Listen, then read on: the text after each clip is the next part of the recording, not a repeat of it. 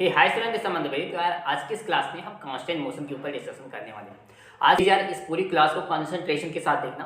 और यार constant motion की इंपॉर्टेंस क्या है, सबसे पहले ये बात समझ सकते हैं। तो यार देखो, कई सारे ऐसी फैकल्टी हैं जो आपको कांस्टेंट मोशन अलग से नहीं पढ़ाती हैं। जब आपको न्यूटन लॉ ऑफ मोशन पढ़ाया जाता है उसी टाइम वो इसके कॉन्सेप्ट को आपको सिखा देती हैं। बट मुझे ऐसा लगता है कि आपको अगर अच्छे कॉन्सेप्चुअल क्वेश्चन करने हैं, अच्छे प्रॉब्लम सॉल्व करनी है जेईई मेंस एडवांस लेवल की, तो कांस्टेंट मोशन की क्लियरिटी तुम्हें होनी चाहिए। इसलिए मैं इस टॉपिक को सबसे पहले क्लियर करूंगा। जितने भी इसमें कॉन्सेप्ट हैं उन सबको तो मैं सबसे पहले क्लियर करूंगा। देन इसके बाद मैं न्यूटन लॉ ऑफ मोशन पे मूव करूंगा और फिर फ्रिक्शन पे मूव करूंगा। इससे क्या होगा, पहले तुम्हें कॉन्सेप्चुअल क्लियरिटी मिल गई रहेगी, तो न्यूटन लॉ ऑफ मोशन या फ्रिक्शन के जब अच्छे प्रॉब्लम्स आएंगे तब तुम उसे अच्छे से अप्रोच कर पाओगे। ओके, तो चलिए यार आज के लेक्चर स्टार्ट करते हैं। यार चैनल पे अगर आप नए हो तो प्लीज यार चैनल को सब्सक्राइब कर लेना एंड वीडियो को लाइक कर देना, क्योंकि वीडियो को लाइक अगर आप नहीं करोगे यार तो मेरे को मोटिवेशन नहीं मिलेगा, फिर नेक्स्ट लेक्चर आने में टाइम लग जाएगा। ओके, तो इसके लिए सबसे पहले जो वीडियो यार लाइक कर देना। और जेईई में 2022 में अगर आप अपीयर हो रहे हो तो भाई साहब ये आपके लिए सबसे जबरदस्त लेक्चर्स हैं। आपको इन लेक्चर्स को एकदम प्रिपेयर कर लेना है और जो भी मैं क्वेश्चन प्रोवाइड कर रहा हूँ डीपीपी फॉर्मेट में उन्हें आपको कर लेना है और देन इसके बाद प्रीवियस ईयर कर लेना है। इससे ज्यादा आपको कुछ करने की जरूरत नहीं है। ओके, तो चलिए यार आज के लेक्चर को स्टार्ट करते हैं और सबसे पहले समझते हैं कांस्टेंट मोशन क्या होता है। तो यार कांस्टेंट नाम से ही क्लियरिटी है। नाम से क्या क्लियरिटी है, जैसे आप अपने लाइफ में कई सारे कांस्टेंट देखते हो, जैसे कि आपको जेईई मेंस में एक अच्छा स्कोर करना है, इसीलिए तो आप लेक्चर देख रहे हो। तो यहाँ पे आपके साथ कांस्टेंट कंडीशन क्या है, मजबूरी वाली कंडीशन क्या है कि आपको जेईई मेंस में अच्छा स्कोर करना है, इसलिए आप कांस्टेंट हो लेक्चर देखने के लिए। सिमिलरली आपको सुबह अगर आपकी कोचिंग 8 बजे से है तो सुबह आपको जल्दी उठना होता है। क्यों उठना होता है, क्योंकि आपकी कोचिंग 8 बजे से होती है। ऐसी कोई क्लास आपकी सुबह 6 बजे से है तो आपको जल्दी उठना पड़ेगा क्योंकि आपकी क्लास 6 बजे से है। तो मतलब आप अपनी लाइफ में कई सारी मजबूरियों का सामना करते हैं। सिमिलरली मोशन के साथ भी ऐसी कई सारी मजबूरियां हैं और मोशन के साथ जो मजबूरियां हैं इन्हें हम पढ़ेंगे अपने इस चैप्टर में, जिसका नाम रहेगा कांस्टेंट मोशन। अब यहाँ पे एक एग्जांपल हमारे पास एक ब्लॉक ए है और एक ब्लॉक बी है। अब इन दोनों ब्लॉक के देखो, इसमें ब्लॉक ए की वेलोसिटी 10 मीटर पर सेकंड की दी गई है। ब्लॉक ए जो है यहाँ पे हमारा 10 मीटर पर सेकंड से मूव कर रहा है। जो हमारा ब्लॉक ए है, ये जो हमारा बेसिकली ब्लॉक ए है, ये क्या कर रहा है 10 मीटर से मूव कर रहा है। इसका सेंस क्या हो, इसके हर पार्टिकल कितने से मूव कर रहे होंगे, इसका सेंस ही हुआ इसके भाई हर पार्टिकल कितने से मूव कर रहे होंगे 10 मीटर पर सेकंड से। और अगर हम चाहते हैं ब्लॉक ए ब्लॉक बी को ब्रेक ना करे, क्योंकि ब्लॉक बी क्या है उसके जस्ट सामने है, तो क्या कंडीशन बन सकती है कि ब्लॉक ए और ब्लॉक बी ब्रेक ना, ब्लॉक ए ब्लॉक बी को ब्रेक ना करे, तोड़े ना। उसके लिए क्या कंडीशन हो रही है, ब्लॉक बी भी उतनी रफ्तार से चलना शुरू कर दे। अगर ब्लॉक बी उतनी रफ्तार से चलना शुरू कर देगा तब क्या होगा, ए और बी के बीच में टच बरकरार, कंटैक्ट बरकरार रहेगा और एक दूसरे को ए बी को ब्रेक नहीं कर पाएगा। कब, जब बी भी ए वाली रफ्तार से चलना शुरू कर देगा। तो इसका मतलब क्या है, यहाँ पे कांस्टेंट कंडीशन क्या है, अगर ब्लॉक ए और ब्लॉक बी को ब्रेक ना करे तो कांस्टेंट कंडीशन ए है कि velocity of B with respect to A क्या होनी चाहिए, 0 होनी चाहिए। मतलब ए और बी के बीच में किसी भी टाइप का रिलेटिव मोशन नहीं होना चाहिए, ना रिलेटिव वेलोसिटी होनी चाहिए, ना रिलेटिव एक्सेलरेशन हो जाना चाहिए और ना ही रिलेटिव डिस्प्लेसमेंट होना चाहिए। तो यहाँ पे कांस्टेंट की कंडीशन हमें क्या मिली, कांस्टेंट की कंडीशन बेसिकली मिली, कांस्टेंट की कंडीशन यहाँ पे मिली, अगर ये ब्लॉक ब्रेक ना हो तो क्या होगा, velocity of A with respect to B, या फिर हम इसी को बोलेंगे velocity of B with respect to A क्या हो जाए, 0 हो जाए। अगर ए बात सही निकल गई, अगर ए बात हमारी सही निकल गई, उस कंडीशन में क्या होगा, उस कंडीशन में ए और बी के बीच में किसी भी टाइप का रिलेटिव मोशन नहीं हो रहा होगा। और अगर ए और बी के बीच में रिलेटिव मोशन नहीं है, नो रिलेटिव मोशन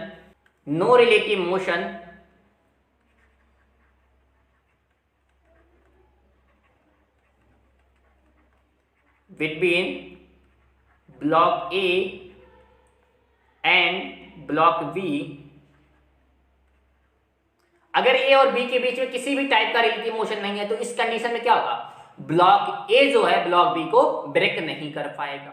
क्लियर है, तो यहां से कांस्टेंट की कुछ फील आई। ऐसे आपके पूरे मैकेनिक्स में कई सारी कांस्टेंट मोशन की कंडीशन मिलेंगी आपको। तो यहाँ पे आपको ब्लॉक ए और ब्लॉक बी की कहानी समझ में आई कि ब्लॉक ए ब्लॉक बी को क्यों ब्रेक नहीं करेगा, क्योंकि दोनों के बीच में किसी भी टाइप का रिलेटिव मोशन नहीं हो रहा है। ऐसे यार ना आपके मैकेनिक्स में कई टाइप की कांस्टेंट मोशन की कंडीशन मिलती हैं। तो आई अब हम आगे देखेंगे टाइप ऑफ कांस्टेंट मोशन। ठीक है, नेक्स्ट टॉपिक हमारा क्या रहेगा, टाइप ऑफ कांस्टेंट मोशन। तो हमारे पास कितने टाइप के कांस्टेंट मोशन है, हमारे पास बेसिकली 3 टाइप के कांस्टेंट मोशन है। पहला कौन सा है, एक हमारा रॉड कांस्टेंट है, स्ट्रिंग कांस्टेंट। ये इन दोनों कांस्टेंट को हम एक साथ पढ़ेंगे, रॉड और स्ट्रिंग कांस्टेंट को। और दूसरा क्या है, पुली कांस्टेंट। और तीसरा क्या है हमारे पास, वेज कांस्टेंट। ठीक है, तो एक एक करके हम तीनों कांस्टेंट को डिस्कस करेंगे। रॉड कांस्टेंट क्या होता है, स्ट्रिंग कांस्टेंट क्या होती है, पुली कांस्टेंट क्या होता है, और वेज कांस्टेंट क्या होता है। ओके, तो अब हम मूव करते हैं आज के अपने टॉपिक पे, जिसका नाम है रॉड कांस्टेंट। तो यार अब हम मूव करते हैं आज के अपने नेक्स्ट टॉपिक पे, जिसका नाम है रॉड कांस्टेंट। रॉड कांस्टेंट क्या है, इसे हम थोड़ा सा सीखते हैं। रॉड कांस्टेंट क्या है, देखो यहाँ पे हमारे पास एक रॉड है, इसमें 2 पॉइंट है ए और बी। अगर ये रॉड ब्रेक ना हो, उस कंडीशन में क्या होगा, अगर हम चाहते हैं कि ये रॉड ब्रेक ना हो, उस कंडीशन में होगा क्या, ए और बी के बीच में जो भी डिस्टेंस है, सपोज हम मान लेते हैं डिस्टेंस कितनी है, x0 है, ये डिस्टेंस x0 है, तो ये डिस्टेंस क्या होगी, कांस्टेंट होगी। अगर ए और बी के बीच में डिस्टेंस चेंज हो गई, इसका मतलब क्या है कि ये रॉड ब्रेक हो गई, क्योंकि इसमें डिस्टेंस चेंज तभी पॉसिबल है जब रॉड या तो कंप्रेस हो जाए या फिर टूट के अलग हो जाए। तो मतलब ये रॉड अगर ब्रेक ना हो, तो हम क्या चाहते हैं, इन किन्हीं भी 2 पार्टिकल के बीच में डिस्टेंस क्या होगी, सेम होगी। यानी अगर हम एक पार्टिकल यहाँ पे ए सिलेक्ट करें और दूसरा पार्टिकल बी सिलेक्ट कर लेते हैं, तो अगर रॉड ब्रेक ना हुई तो उसके बीच में कंडीशन क्या है, ए और बी के बीच में किसी भी टाइप का रिलेटिव मोशन ना हो। तो रॉड कांस्टेंट में क्या कंडीशन है, रॉड कांस्टेंट की बेसिकली कंडीशन ये है कि relative motion between any 2 particle in the rod is 0। मतलब रॉड के में प्रेजेंट किन्हीं भी 2 पार्टिकल के बीच में रिलेटिव मोशन नहीं होना चाहिए। अगर रिलेटिव मोशन हो गया तो क्या हो जाएगी, रॉड ब्रेक हो जाएगी। रिलेटिव मोशन मतलब ना तो रिलेटिव डिस्प्लेसमेंट हो, ना ही रिलेटिव वेलोसिटी हो, और ना ही रिलेटिव एक्सेलरेशन हो। ये तीनों चीज किन्हीं भी 2 पार्टिकल के बीच में नहीं होनी चाहिए रॉड की। ओके, तो यहां से बेसिकली हम बोल सकते हैं कि ए और बी के बीच में रिलेटिव मोशन नहीं होगा। मतलब रिलेटिव मोशन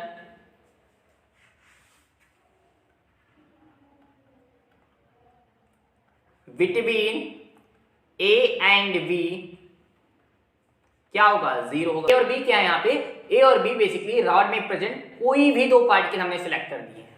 ओके, और हमने कंडीशन लगाई कि भाई साहब अगर ए रॉड ब्रेक ना हो तो कंडीशन क्या होनी चाहिए, ए और बी के बीच में रिलेटिव मोशन नहीं होना चाहिए। ठीक है, रिलेटिव मोशन मतलब रिलेटिव डिस्प्लेसमेंट नहीं होना चाहिए। अच्छा, अब क्या होगा, अगर मान लो कुछ टाइम बाद, टी टाइम बाद, हम मानते हैं ए वाला पार्टिकल कुछ x0 डिस्प्लेसमेंट, x1 डिस्प्लेसमेंट कर लेता है या xa डिस्प्लेसमेंट कर लेता है, और बी वाला पार्टिकल xb डिस्प्लेसमेंट कर लेता है। कुछ टाइम बाद हम मानते हैं ए वाला पार्टिकल xa डिस्प्लेसमेंट करता है और बी वाला पार्टिकल xb डिस्प्लेस करता है। मतलब थोड़ा सा आपको समझाएं, हम क्या मानते हैं, हम मानते हैं जो ए वाला पार्टिकल है ये कितना आगे चला जाता है, ए कुछ ए वाला पार्टिकल है जो कुछ xa डिस्टेंस आगे चला जाता है, और जो हमारे पास बी वाला पार्टिकल है ना, ए बी वाला, ये कितना आगे चला जाता है, कुछ xb आगे चला जाता है, ये कुछ xb आगे चला जाता है। बी वाला पार्टिकल कुछ xb आगे चला जाता है। अब नई पोजीशन ए और बी की क्या होगी, उसका नाम हम कुछ a' और b' दे देते हैं। पहले नई पोजीशन होगी क्या, नई पोजीशन इसकी कुछ यहां पे आ जाएगी। अब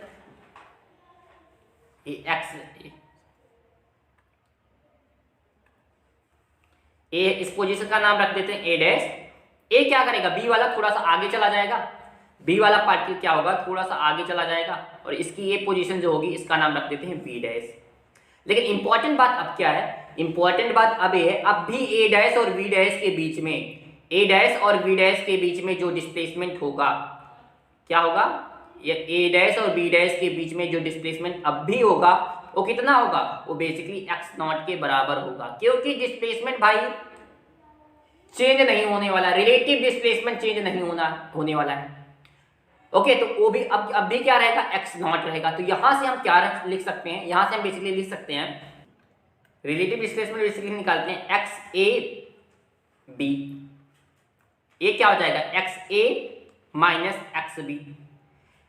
एक्स ए बी क्या है, displacement of A with respect to B. T time में ए का रिस्पेक्ट बी के, टी टाइम में ए का डिस्प्लेसमेंट बी के रिस्पेक्ट में कितना हुआ, तो हम निकालते हैं टी टाइम में एक्स ए कितना ट्रेवल किया। टी टाइम में जो एक्स ए का ट्रेवलिंग डिस्टेंस है वो क्या होगी, एक्स ए होगी, और बी जो ट्रेवल किया वो एक्स बी होगी। और क्योंकि रिलेटिव डिस्प्लेसमेंट इसका किसके बराबर है, एक्स नॉट के बराबर है, तो यहां से हम क्या लिख सकते हैं, X A minus X B equal to किसके बराबर, एक्स नॉट के। एक कंडीशन होनी चाहिए अगर हम क्या चाहते हैं, अगर हम चाहते हैं भाई साहब कि अगर रॉड ब्रेक ना हो तो। क्लियर है जनाब। अब क्या है इसमें कान, अगर हम इसे क्या करते हैं, डिफ्रेंशिएट करने विथ रिस्पेक्ट टू टाइम, क्या करें, डिफ्रेंशिएट करने with respect to time, differentiate with respect to time, तो क्या मिलेगा, D X A by D T minus D X B by D T equal to D X not by D T.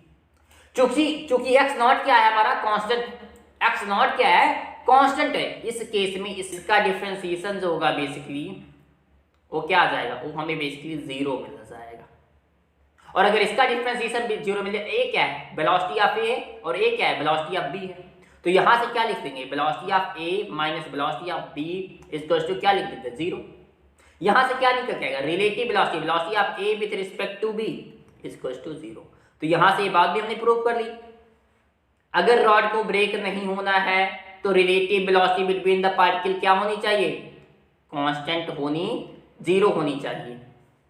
मतलब किन्हीं भी दो particle के बीच में किसी भी टाइप की रिलेटिव वेलोसिटी नहीं होनी चाहिए। अगर रिलेटिव वेलोसिटी प्रेजेंट है दैट्स मीन इसका क्लियर सेंस ये होगा भाई साहब की रॉड क्या हो जाएगी, ब्रेक हो जाएगी। क्योंकि हम चाहते हैं रॉड ब्रेक ना हो, इसलिए हमें ये मानना पड़ेगा कि अगर रॉड ब्रेक नहीं हो रही है तो उसके बीच में रिलेटिव मोशन नहीं हो रहा होगा, मतलब रिलेटिव डिस्प्लेसमेंट कांस्टेंट होगा, रिलेटिव वेलोसिटी जीरो होगी और रिलेटिव एक्सेलरेशन भी जीरो होगा। कैसे जीरो होगा, अब एक बार फिर से इसे डिफरेंशिएट कर लेते हैं। जैसे ही हम इसे डिफरेंशिएट करेंगे तो क्या मिलेगा, जरा देखना,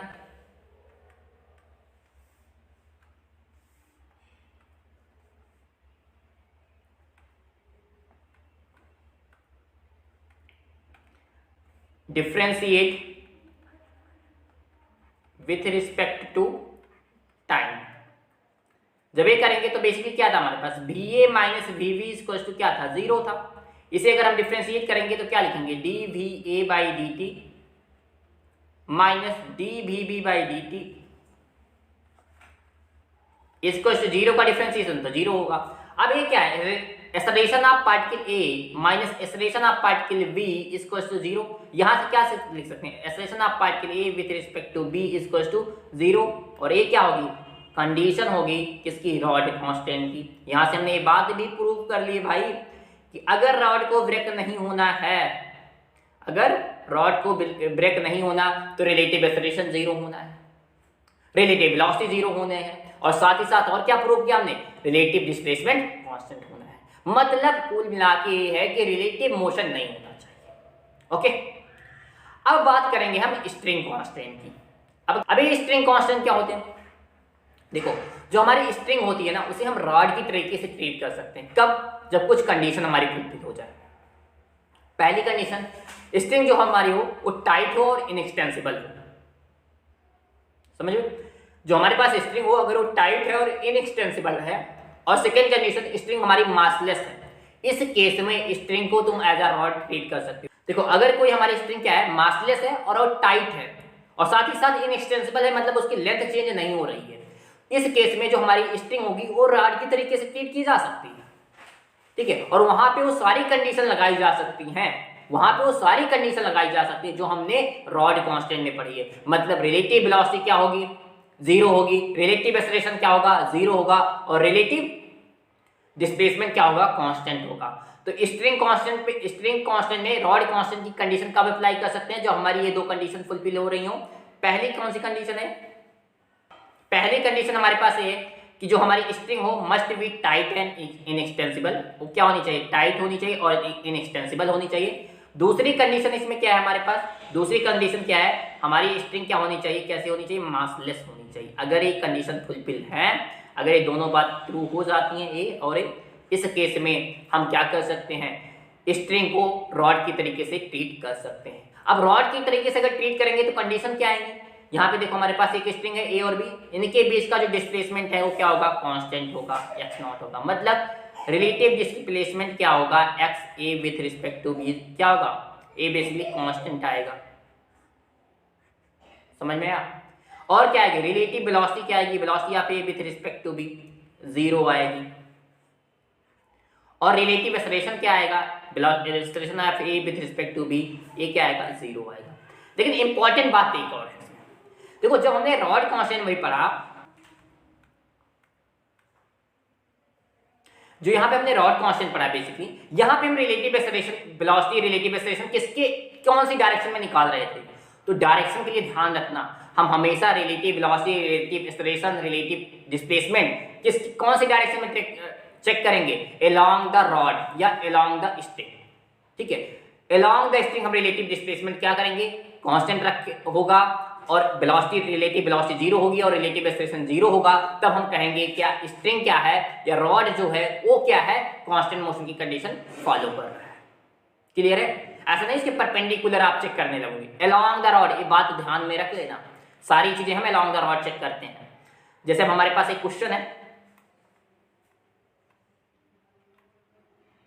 क्वेश्चन हमारे पास क्या है, हमारे पास एक रॉड गिवन है, ए रॉड गिवन है, इस पे 2 पॉइंट है, एक ए है और एक बी। इसका नाम बेसिकली पॉइंट ए है, इसका नाम बेसिकली पॉइंट बी है। यहां पे जो वेलोसिटी गिवन है वो कुछ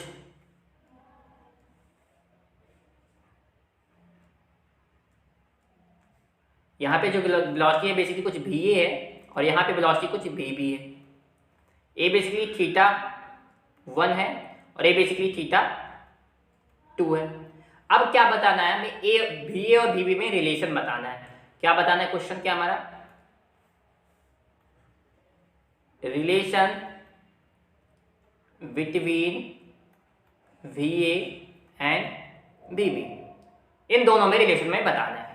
अब कैसे सॉल्व करेंगे, हमें पता है अगर ये स्ट्रिंग है और एक कांस्टेंट मोशन की कंडीशन फॉलो कर रही है, मतलब इनएक्सटेंसिबल है, टाइट है और मासलेस है, और अगर स्ट्रिंग के बारे में कुछ इंफॉर्मेशन नहीं दी है तो हम मानेंगे कि स्ट्रिंग जो हमारे पास गिवन है वो टाइट है, इनएक्सटेंसिबल है और मासलेस है।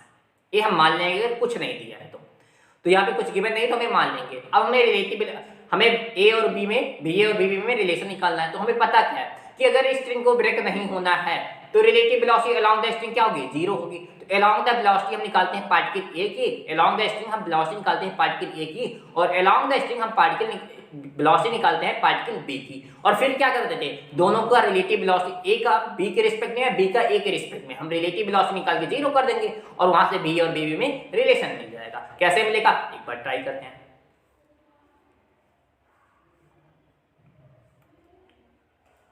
यहां पे ए का कंपोनेंट अलोंग द स्ट्रिंग जो आएगा क्या आएगा, बेसिकली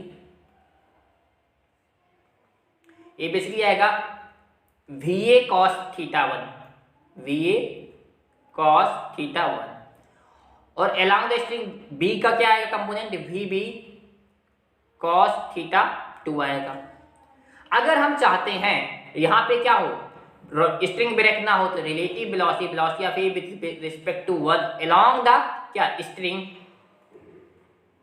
क्या होनी चाहिए, 0 होनी चाहिए। मतलब यहां से हम कह सकते हैं velocity of A minus velocity of B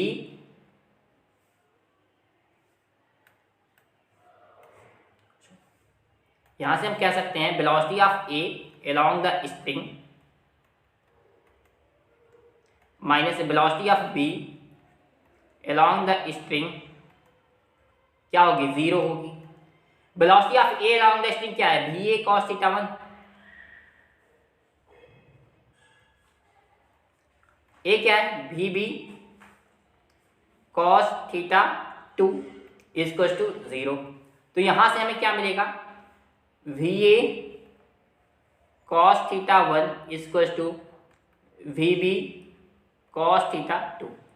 तो यहाँ वी ए और वी बी में रिलेशन क्या मिल जाएगा, ये बेसिकली ये रिलेशन मिल गया हमें, V A cos theta 1 equal to we B cos theta 2। Okay, ऐसे आपको रॉड देके आपसे रिलेशन पूछ सकता है, तो इस टाइप के क्वेश्चन आपको दे सकती है। काफी बेसिक क्वेश्चन है, शायद आपके एग्जाम में ऐसे क्वेश्चन पूछे भी नहीं जाएंगे, बट यूज इनका मिलेगा। जब आपको पुली के क्वेश्चन आ जाएंगे, बेज के क्वेश्चन आ जाएंगे, तो वहां पे ये क्वेश्चन तुम्हें एक कॉन्सेप्ट यूज में मिलेगा।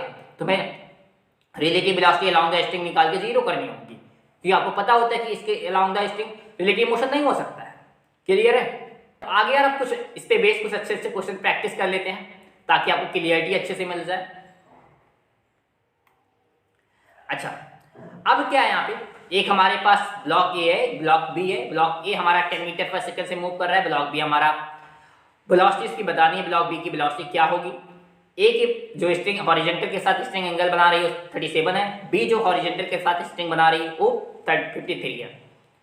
बी भी वेलोसिटी अब बी बतानी है। तो सबसे पहले बताओ कि यहाँ पे जो ब्लॉक बी है वो किस डायरेक्शन में मूव करेगा, हॉरिजॉन्टल, वर्टिकल या किसी एंगल पे। यहाँ पे आज जो ब्लॉक बी है वो बेसिकली आपको दिख रहा होगा वो हॉरिजॉन्टल डायरेक्शन में मूव कर रहा है, ये वर्टिकल डायरेक्शन में बेसिकली मूव नहीं करेगा।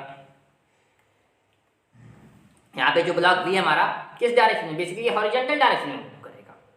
ओके, अगर ब्लॉक बी हमारा हॉरिजॉन्टल डायरेक्शन में मूव कर रहा है तो इसका सेंस क्या हुआ, इसका सेंस है इसकी वेलोसिटी जो है, वेलोसिटी ऑफ बी कुछ इस डायरेक्शन में होगी, वी बी एक्चुअल रफ्तार इसकी इधर होगी। अब हमें पता है इधर से क्या है 20 मीटर पर सेकंड है। अच्छा, अब स्ट्रिंग के अलोंग वेलोसिटी क्या मिल रही है, ब्लॉक ए की वजह से, क्योंकि ब्लॉक ए मूव कर रहा है मतलब स्ट्रिंग का पार्टिकल भी कुछ मूव कर रहा होगा। अब स्ट्रिंग का पार्टिकल हॉरिजॉन्टल डायरेक्शन में मूव थोड़ी ना कर रहा होगा, हॉरिजॉन्टल डायरेक्शन में वो अलोंग द स्ट्रिंग हम वेलोसिटी निकालेंगे किसकी, वेलोसिटी के पार्टिकल की, ठीक है, या वेलोसिटी स्ट्रिंग की वेलोसिटी अलोंग क्या होगी ये निकालते हैं। स्ट्रिंग में पार्टिकल जो है उनकी वेलोसिटी क्या होगी, वो किस रफ्तार से मूव कर रहे होंगे इनके बीच जो पार्टिकल प्रेजेंट है, और सारे पार्टिकल की रफ्तार सेम होगी, क्योंकि अगर किसी भी पार्टिकल की रफ्तार चेंज हुई तो भाई साहब क्या होगा, तो यहाँ पे हो जाएगा ये कि स्ट्रिंग हमारी ब्रेक कर जाएगी। तो जो रफ्तार यहाँ वाले पार्टिकल के पास होगी स्ट्रिंग की, वही रफ्तार सारे पार्टिकल के पास होगी। इस पार्टिकल के पास कितनी रफ्तार होगी,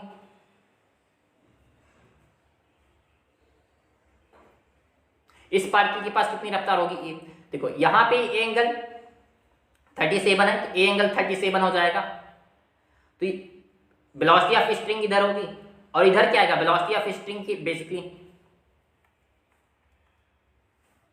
वेलोसिटी ऑफ स्ट्रिंग बेसिकली क्या मिल जाएगा हमें, ए मिल जाएगा 20 cos 37, मतलब 20 इंटू 4/5, मतलब यहां से क्या आ जाएगा, वेलोसिटी ऑफ स्ट्रिंग क्या मिल जाएगी, 16 मिल जाएगी हमें,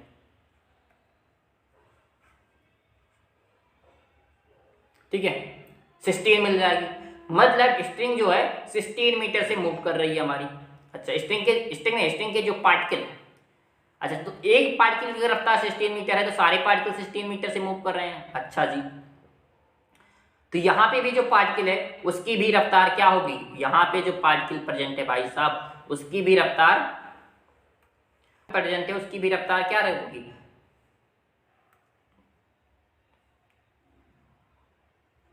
यहाँ जो पार्टिकल प्रेजेंट है इसकी भी रफ्तार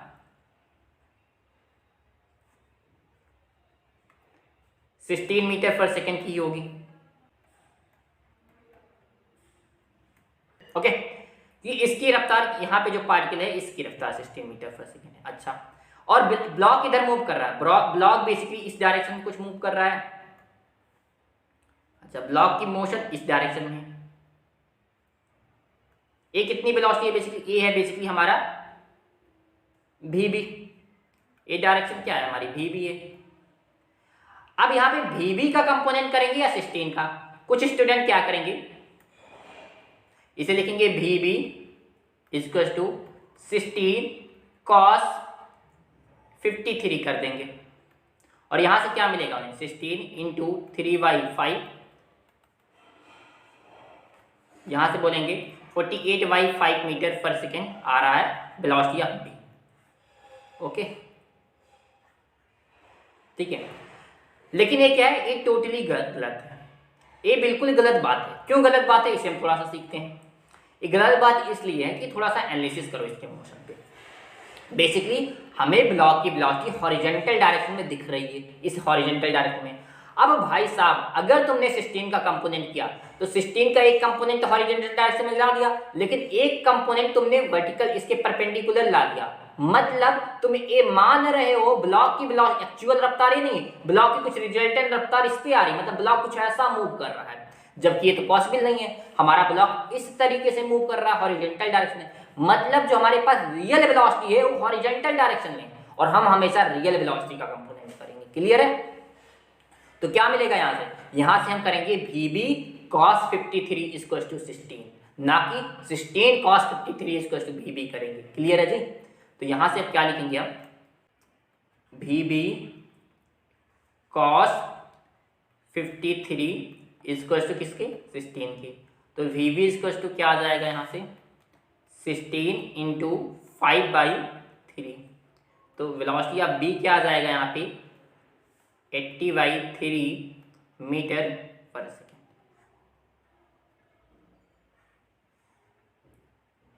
ओके, क्या मिल गया हमें, 80/3 मीटर पर सेकेंड मिल गया। क्लियर जी? क्लियर जी? अच्छा, अब इसमें देखो ये बात कैसे करेक्ट है और पिछली वाली बात कैसे इनकरेक्ट थी, इसे थोड़ा सा समझा देते हैं आपको। देखो, जब तुमने VB का कंपोनेंट किया तो एक वेलोसिटी क्या की, इधर कर दी, और दूसरी क्या की, इसके परपेंडिकुलर कर दी। अब अगर तुम रिजल्टेंट निकालोगे तो VB की तरफ ही आएगा, ठीक है। लेकिन जब तुम 16 कर रहे थे तो क्या गलती कर रहे थे, एक 16 के इधर ही कर दे रहे थे वेलोसिटी, और दूसरी इसके परपेंडिकुलर, मतलब रिजल्टेंट तुम्हारा कुछ स्ट्रिंग के अलॉन्ग आ रहा था। तो अगर रिजल्टेंट वेलोसिटी तुम्हारी स्ट्रिंग के अलॉन्ग आ जाएगी तो मतलब तुम्हारा क्या होगा, ब्लॉक स्ट्रिंग के अलॉन्ग मोशन करना चाहिए, जबकि ब्लॉक तुम्हारा हॉरिजॉन्टल डायरेक्शन में मोशन कर रहा है। क्लियर है पॉइंट? ओके। अब हमारे पास दूसरा क्वेश्चन है। इस क्वेश्चन को वीडियो पॉज करके तुम ट्राई करोगे, क्योंकि सारे कॉन्सेप्ट मैं आपको सिखा दिया हूं। अगर एक क्वेश्चन तुमसे हो जाता है तो समझ लेना तुम अच्छे से चीजें सीख रहे हो। चलिए, अब हमारे पास क्वेश्चन क्या है, एक बेसिकली रॉड है, इसमें क्या किया, एक रिंग को फंसा दिया गया, उससे एक स्ट्रिंग फंसाई गई, उससे ब्लॉक ए फंसाया गया है। तो ब्लॉक ए क्या होगा, मूव करेगा वही बेसिकली वर्टिकली डाउनवर्ड, किस रफ्तार से, भी ये रफ्तार से मान लेते हैं। ओके, जब ब्लॉक ए भी रफ्तार से जाएगा, मतलब स्ट्रिंग की भी वेलोसिटी क्या होगी, भी ही होगी। स्ट्रिंग भी किससे जा रही है, भी से मूव कर रही है, मतलब जो स्ट्रिंग के अलॉन्ग हमें वेलोसिटी मिली वो बेसिकली क्या मिल जा रही है, वो हमें भी मिल जा रही है। मतलब स्ट्रिंग के पार्टिकल की जो वेलोसिटी मिली वो बेसिकली क्या मिली, हमें भी मिल रही है।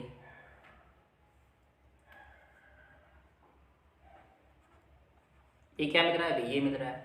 जितने भी पार्टिकल हैं स्ट्रिंग के, चाहे यहाँ वाला पार्टिकल ले लो या यहाँ पे कोई पार्टिकल हो, सारे पार्टिकल कितने रफ्तार से मूव कर रहे हैं, भी रफ्तार से।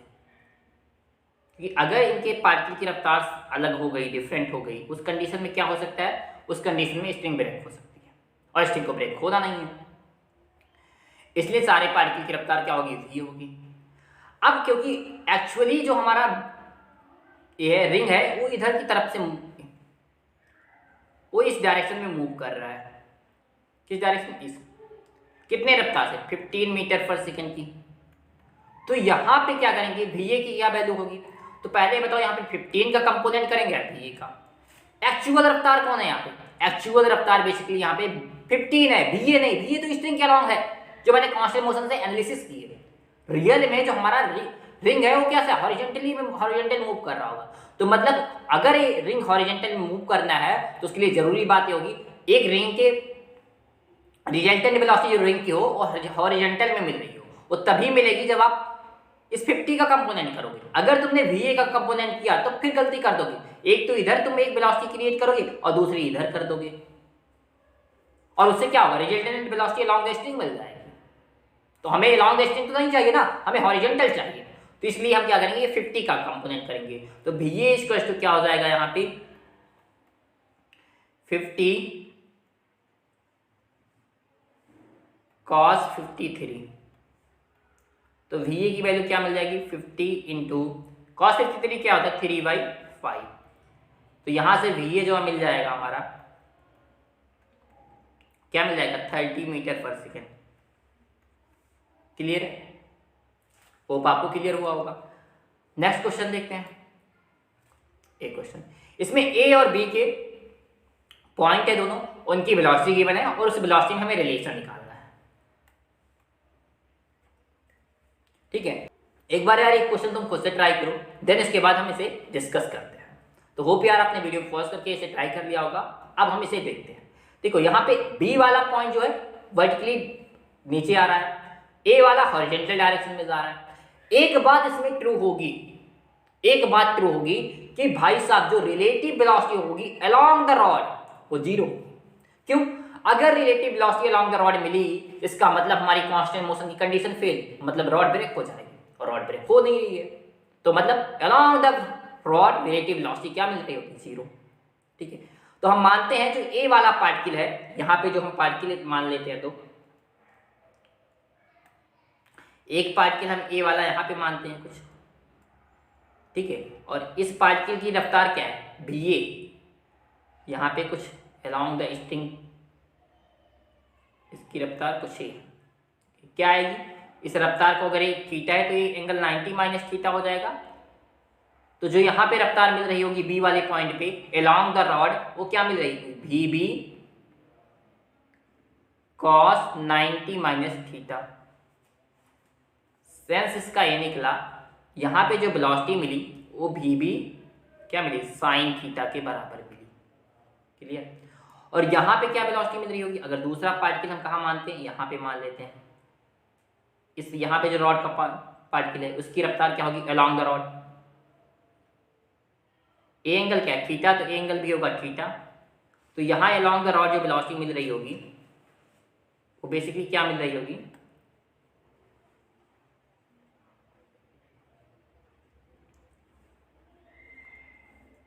वो बेसिकली मिल रही होगी वी ए कॉस थीटा के बराबर मिल रही होगी। क्योंकि हमें एक बात पता है, relative velocity along the rod, velocity of A with respect to B या B with respect to A along the rod क्या होगी? जीरो होगी। अगर ऐसा ना हुआ तो रॉड ब्रेक हो जाएगी। तो यहां से हम क्या कह सकते हैं? Velocity of A with respect to rod, velocity of A along the rod minus velocity of B along the rod क्या होगी? जीरो होगी। Velocity of A along the rod क्या आया है? वी ए कॉस थीटा आया है। Velocity of B along the rod क्या है? वी बी साइन थीटा आया है, इक्वल्स टू जीरो।